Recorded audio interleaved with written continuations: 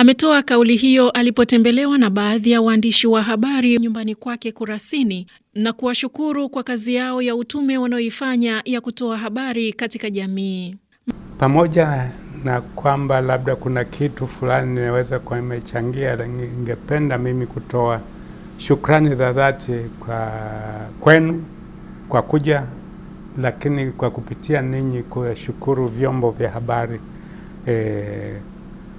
na kusisitiza juu ya umuhimu wa utume wa hivi vyombo vya habari katika ulimwengu wetu wa leo. Mbali na kuvipongeza vyombo vya habari vya dini, pia Mwadhama Polycarp Kardinali Pengo amevitaka vyombo hivyo kuachana na kutoa taarifa zilizo na uhasama, bali viwe vyombo vya habari vya kuiunganisha jamii.